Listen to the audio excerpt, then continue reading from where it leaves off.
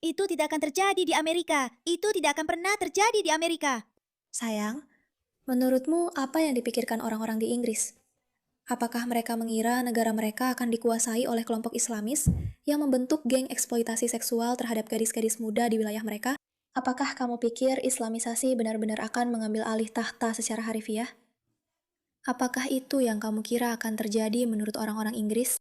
Dan menurutmu, apakah itu mungkin salah satu alasan mengapa Inggris membiarkan gelombang besar imigran ini masuk secara ilegal dan membawa keyakinan agama mereka, yang sama sekali tidak sejalan dengan sistem Inggris dan cara hidup orang Inggris? Menurutmu, apakah mereka mengira negaranya akan dikuasai? Tidak, mereka tidak mengira begitu. Ini faktanya. Mereka sama sekali tidak menduganya. Dan itulah mengapa orang Amerika di luar sana, orang Australia, orang dari Selandia Baru, Afrika, atau dimanapun di Eropa, kalian perlu melihat apa yang terjadi di Inggris untuk benar-benar memahami bahwa hal ini juga bisa terjadi pada kalian. Dan aku berharap bisa bilang kalau aku melebih-lebihkan. Tapi sayangnya, tidak ada satupun dari ini, bahkan sedikit pun, yang dilebih-lebihkan. Kota-kota di Inggris telah diambil alih dengan rencana yang sistematis. Dan jika kamu tidak ingin kotamu diambil alih dengan rencana sistematis yang persis sama, maka tontonlah dan pelajari dari kesalahan yang dibuat oleh Inggris. Dan mungkin suatu hari nanti kamu akan datang dan berterima kasih padaku. Apakah kamu siap? Tidak, kamu belum siap. Selamat datang di Pushback, aku Mayraka, pembawa acara kamu. Pastikan untuk menekan tombol subscribe agar video ini semakin ramai dan orang-orang tahu. Karena kita sedang melawan balik, karena kita sudah cukup, dan kita percaya bahwa Barat harus dipertahankan. Dan jika kamu percaya bahwa Barat harus dipertahankan, bergabunglah bersama kami. Kamu telah menemukan komunitasmu. Oke deh teman-teman, bersiaplah. Ini akan sedikit menguras emosi. Bagian dari London yang sudah tidak bisa dikenali lagi. Kamu akan terkejut. Islamisasi Barat itu nyata. Jadi di satu sisi, kita punya toleransi dan kebebasan berbicara yang sedang disalahgunakan terhadap kita. Saya tidak akan mendahului satu persatu dasar kotor pengikut Yesus. Kami punya Palestina. Tidak. Kita adalah negara yang toleran. Dunia Barat sangat toleran. Dan para Islamis memahami hal ini dan mereka menggunakan kebebasan kita sendiri untuk melawan kita. Baiklah teman-teman, kita sekarang berada di United Kingdom of Pakistan. Bagi kalian yang belum tahu, ini adalah Rebel News bersama Cam Higby dan Stephen dari Visegrad 24, yang seharusnya sudah sangat kalian kenal saat ini. Karena mereka melakukan pekerjaan luar biasa dalam mengungkap semua yang terjadi di Eropa. Dan Cam Higby adalah seorang jurnalis hebat yang pergi langsung ke tempat-tempat ini untuk mencoba menunjukkan kepada kita kebenaran tentang apa yang sedang terjadi, bukan kebohongan yang coba disebarkan oleh media. Sekarang, apakah ini terjadi di setiap kota di Inggris? Tidak, teman-teman. Ini tidak terjadi di setiap kota. Tapi sudah cukup banyak kota yang mengalaminya, sehingga kalian harus sangat waspada. Dan jika kalian tidak percaya pada saya, teruslah menonton. Serious? Saya uncivilized.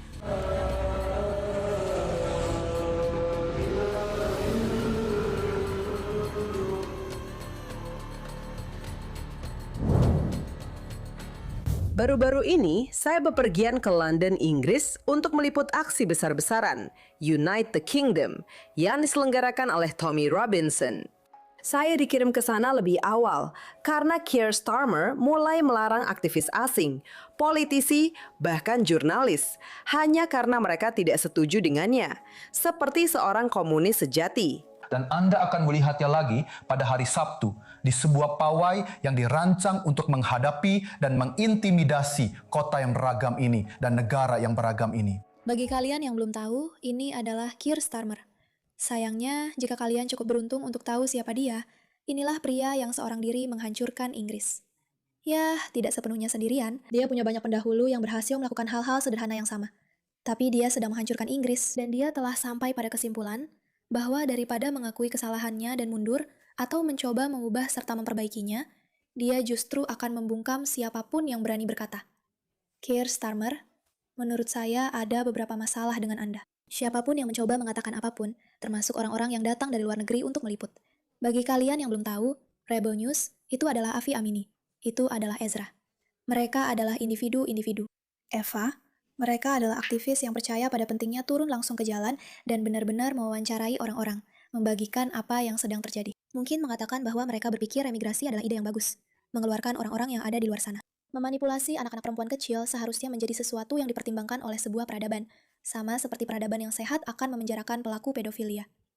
Mungkin kamu sebaiknya mengeluarkan orang-orang yang datang untuk menghancurkan negaramu. Bagaimanapun, dengan semua hal itu selaras, Pria ini memutuskan bahwa cara terbaik untuk melawan protes besar-besaran Tommy Robinson yang sedang berlangsung untuk menentang kebijakannya adalah dengan memberitahu orang-orang bahwa mereka tidak boleh datang. Itulah solusinya. Bukan mendengarkan mereka dan berpikir mungkin mereka punya alasan, tapi malah berkata, tidak, kalian dilarang.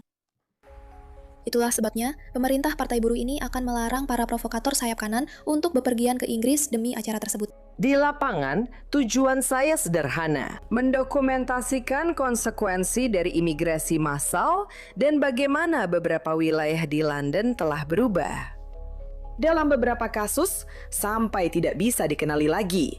Sama seperti yang saya lihat di Prancis selama pemilihan parlemen tahun 2024. Ada getoisasi yang jelas, dan itu adalah tanda bahwa integrasi telah gagal.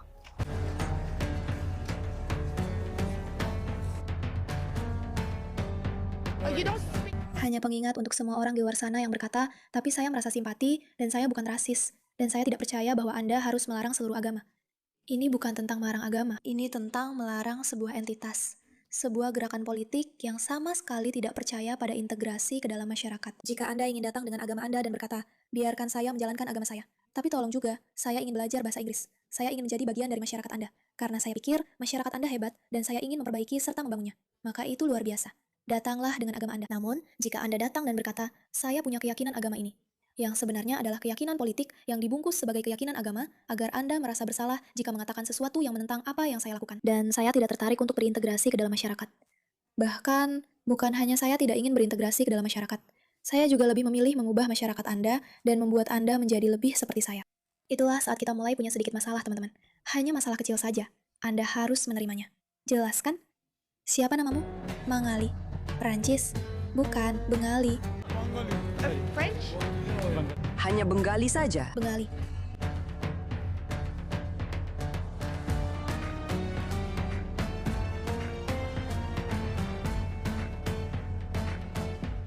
Yang tercepat. Sekarang, saya ingin mengingatkan semua orang yang masih menonton video ini bahwa sekali lagi, ini tidak ada hubungannya dengan sistem kepercayaan yang memberitahu Anda sesuatu seperti ini terjadi di Inggris, terjadi di Prancis, terjadi di Spanyol, terjadi di Italia, terjadi di Jerman, hampir terjadi di mana-mana kecuali di Polandia.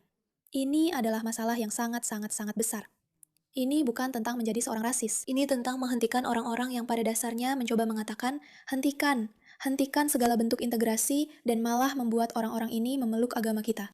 Mengapa saya tidak punya masalah jika kita melihat misalnya masyarakat Amish yang tinggal di suatu negara atau peradaban Yahudi yang mungkin sangat mirip seperti ini. Mereka mungkin terlihat sangat-sangat Yahudi atau sangat-sangat Amish. Nah, jika mereka tidak tertarik untuk mengasimilasi orang lain ke dalam pandangan dunia mereka, dan yang lebih penting, mereka justru tertarik untuk mengasimilasi seseorang ke dalam budaya Inggris serta berkontribusi dan menjadi bagian darinya, maka itu bagus.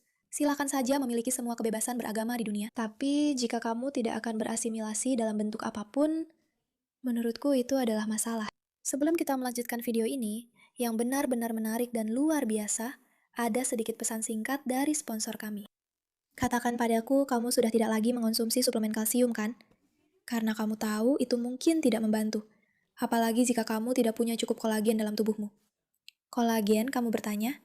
Ya, aku juga terkejut. Karena aku juga pernah berada di posisimu. Dan aku tidak sadar bahwa setelah usia 30, tubuh kita mulai memproduksi kolagen semakin sedikit. Sekitar 1-2% setiap tahunnya. Dan aku sudah mengalami masalah pada persendianku selama bertahun-tahun. Dan aku sudah mencoba semua suplemen. Lalu aku menemukan Native Pet Grass-Fed Collagen. Dan semuanya berubah. Karena inilah rahasia sebenarnya untuk menjaga kulit kita tetap kencang, tulang kuat, dan sendi tetap berfungsi. Dan ini tidak menjijikan karena benar-benar larut dalam air atau kopi. Dan ribuan pengguna telah melaporkan pengalaman yang persis sama denganku. Kulit lebih sehat, tidur lebih nyenyak, rasa sakit berkurang. Jadi, tingkatkan hidupmu dan dukung acara ini. Karena aku berharap Native Pet bisa menjadi sponsor kita dengan penawaran bundo spesial plus gratis ongkir. Jadi, kunjungi getnativepath.com/Meira. Itu adalah getnativepath.com/Meira. Coba tanpa risiko dengan jaminan uang kembali 365 hari. Sponsor membuat channel ini tetap berjalan. Jadi, kami sangat-sangat berterima kasih kepada kalian semua yang sudah menonton. Sekarang, mari kita langsung kembali ke semua yang sedang terjadi di episode yang luar biasa ini. Dan ke Whitechapel bersama Stephen Thompson, pendiri Visegrad 24, dan Cam Higby, seorang jurnalis independen dari Amerika Serikat. London Timur dulunya adalah daerah kelas pekerja kulit putih yang sangat khas. Kamu bisa melihatnya dari arsitekturnya. Sekarang, kita sedang berada di pusat kota London. Kamu bisa melihat arsitektur yang jauh lebih megah, jauh lebih baik, rumah susun yang jauh lebih tinggi. Semua itu tidak ada di London Timur. London Timur penuh dengan properti kelas pekerja. Lalu, ada gelombang masuk orang Yahudi dari Eropa Tengah dan Timur pada akhir abad ke-19 dan awal abad ke-20. Lalu, mulai tahun 50-an, daerah ini menjadi salah satu lingkungan paling multikultural dan paling beragam di London. Khususnya orang Bengali. Orang Bengali adalah kelompok minoritas terbesar di sana. Saya percaya menurut sensus terakhir, mereka mewakili sekitar 30% lebih dari penduduknya. Orang Bengali kebanyakan Muslim, ada masjid di hampir setiap sudut. Dan tentu saja, Anda juga memiliki kedekatan dengan kekayaan yang luar biasa karena ada kota London dan Canary Wharf tepat di sana. Jadi di satu sisi, Anda memiliki semacam ghettoisasi yang dibuat sendiri, di mana ada kehadiran Muslim yang semakin dominan, wilayah dan lingkungan yang semakin terislamisasi, yang tercermin dalam Dewan Kota.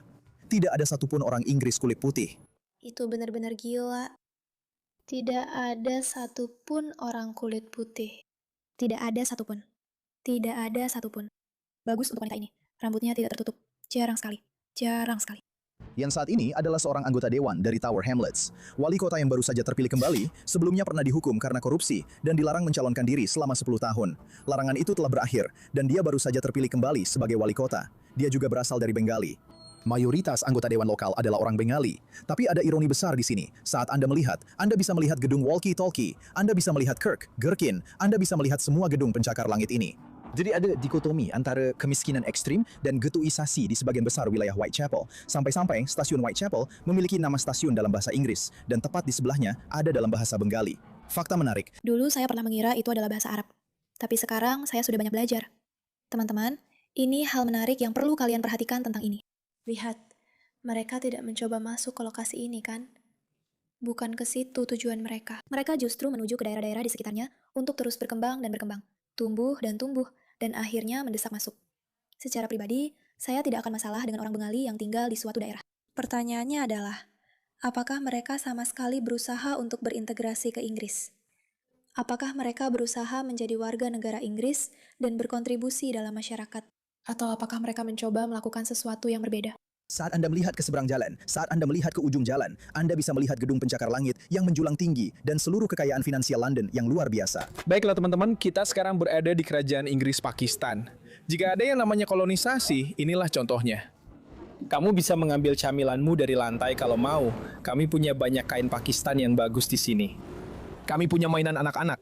Kami pergi ke Tower Hamlets. Dan maksud saya, rasanya seperti dunia ketiga, basar-basar di tengah jalan. Kamu akan melihat bangunan tua khas Inggris yang indah seperti ini. Dan di depannya seperti tempat pembuangan sampah. Tapi itu seperti bazar dan mereka menjual tas Louis Vuitton palsu dan mereka menjual tas Gucci. Jadi saat ini, Inggris Raya masih tentu saja merupakan negara mayoritas kulit putih. Beberapa data menunjukkan bahwa pada tahun 2065, orang kulit putih Inggris akan menjadi minoritas. Tapi kalau kamu lihat pada generasi milenial, Gen Z, Gen Alpha, kamu akan melihat piramida di mana orang kulit putih Inggris menjadi bagian yang semakin kecil dari milenial, bagian yang lebih kecil lagi dari Gen Z, dan bahkan lebih kecil lagi di Gen Alpha dibandingkan generasi sebelumnya. Jadi kita mungkin 82% menurut kalimat terakhir.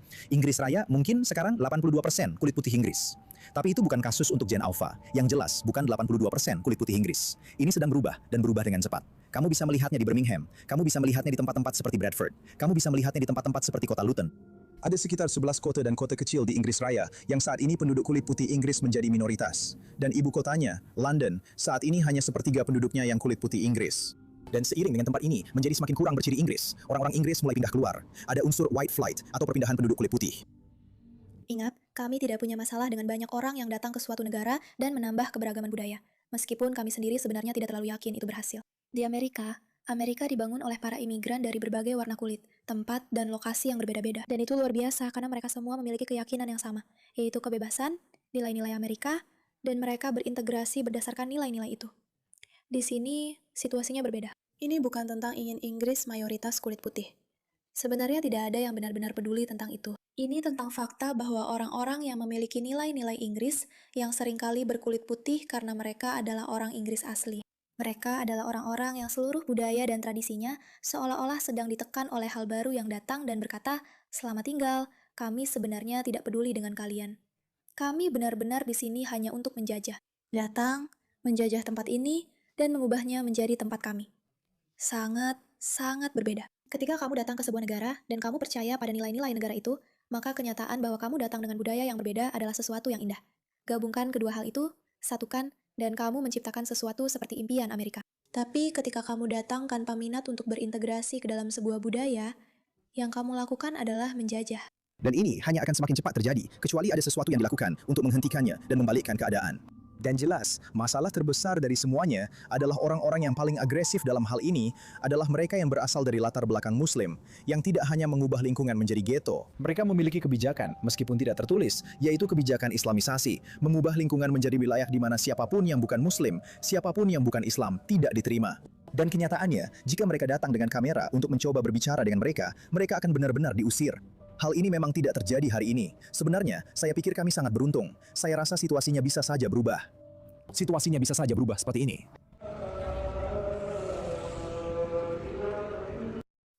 Kamu sudah menanganinya. Kamu benci iklan YouTube. Jadi, apa maksudnya kalau ini bisa saja berubah seperti ini? Kita akan segera mengetahuinya.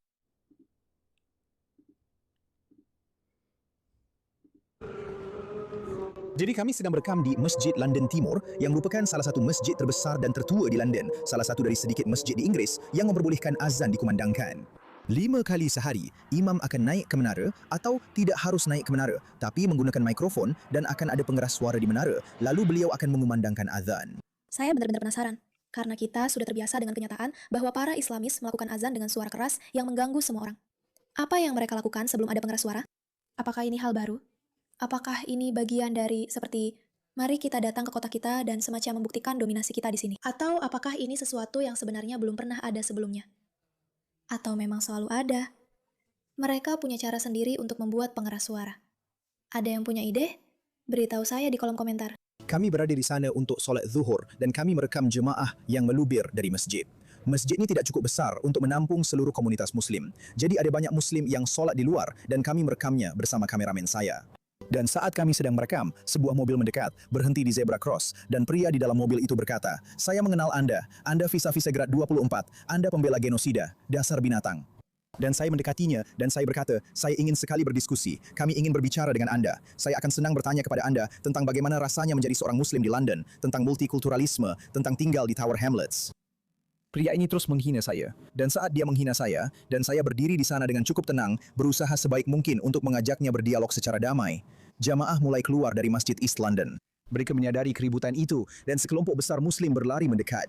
Di antara orang-orang Aljazair, ada seorang anak muda yang meneriakkan beberapa makian paling kasar. Saya hanya ingin mengatakan bahwa saat kita mendengarkan ini, saya merasa ini sangat menarik. Mereka berlari mendekat. Merawat diri sendiri sekarang jadi lebih segar, bukan? Ironis sekali. Aku merasa seperti inilah Inggris. Lihat, kita masih membuat merek untuk orang biasa. Dan lalu ini, mereka tidak akan membeli ini. Beberapa orang Aljazair, anak laki-laki muda yang meneriakkan beberapa kata-kata kotor terburuk, termasuk ketika dia mengetahui bahawa Visegrad 24 secara umum adalah media yang anti-Hamas, tentu saja, dan secara umum pro-Israel, bersimpati pada perjuangan Israel. Dia mulai berteriak kata-kata kotor tentang ingin membunuh anggota pemerintah Israel dan tentang ingin memenggal kepala orang Yahudi satu persatu. Kita memang harus bertanya pada diri sendiri, mengapa mereka begitu terobsesi untuk melawan Israel? Seperti, apa sebenarnya yang membuat mereka seperti itu? Sejujurnya, kita sudah membahas hal itu cukup panjang lebar. Kebetulan dia berasal dari Aljazair. Dia dari Aljazair. Saya pernah menghabiskan waktu di Aljazair. Seperti, Kenapa orang Aljazair harus peduli sama sekali? Kenapa hal itu yang membuatnya marah? seperti yang saya ceritakan padanya, sebelum interaksi itu berubah jadi permusuhan. Dia bahkan sempat berjabat tangan dengan saya dan mulai berbicara sampai dia mendengar kata Israel. Lalu dia langsung berubah. Apakah kamu dari Nigeria? Iya. Tolong, apa yang mau kamu katakan? Dia ada di sana. Tidak. Orang ini berteriak. Itu tidak mewakili. Maksudmu apa? Saya tidak setuju dengan ini. Tom Robinson, dia anti segalanya. Anti semuanya. Saya tidak tahu. Kalau saya menangkap Tom Robinson ya. Kamu tahu kalau saya menangkapmu Tom Robinson? Saya akan hajar kamu, ya. Tapi tunggu sebentar. Kalau saya menangkap Tommy Robinson, ya. Tidak, kalau saya menangkap Tommy Robinson, saya akan hajar, ya. Itu saja yang saya katakan. Islam, salut untuk Islam. Hormati semua orang. Hormati semua warna kulit. Islam itu sempurna, kita yang tidak.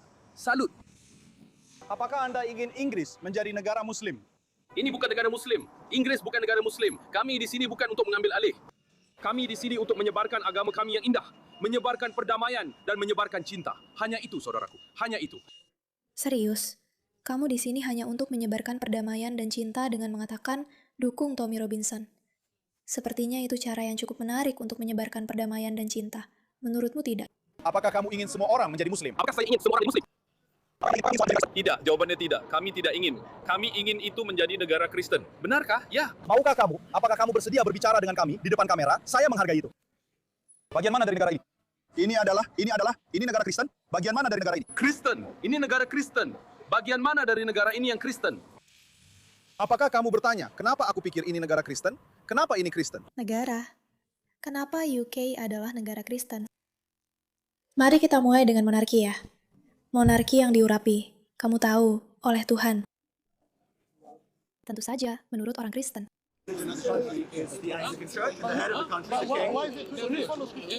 Dalam arti, apakah orang Inggris itu Kristen? Apakah itu pertanyaan yang kamu maksud?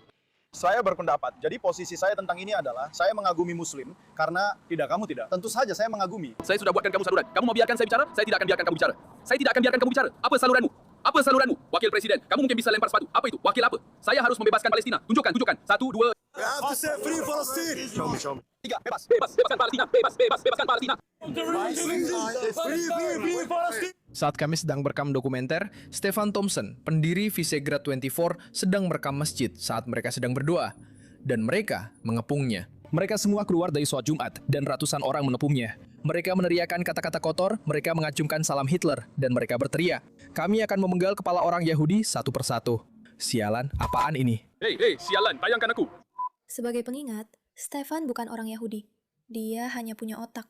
Jadi dia mengerti perbedaan antara menjadi individu ber-IQ rendah yang mendukung Palestina dan seseorang yang bisa berpikir yang mendukung Israel. Datangi orangmu. Ada apa denganmu? Orangmu nggak bisa melihatmu, bro. Persepan dengan Israel. Bebaskan Palestina. Kita akan menghancurkan si pencuri. Aku penasaran, bisakah kalian bayangkan kalau pria ini berinteraksi dengan misalnya orang-orangnya Bibi Netanyahu? Kalian tahu, para pengawalnya. Apakah dia akan seperti, Dukung Israel, biru besar, aku entah sudah menjadi dan bersatu. aku punya firasat. Hanya kecurigaan kecil bahwa itu tidak akan terjadi.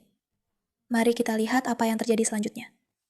Pengingat untuk semua orang bahwa tidak, ini bukan Qatar atau Aljazair. Ini terjadi di Inggris Raya dan akan segera datang ke Amerika.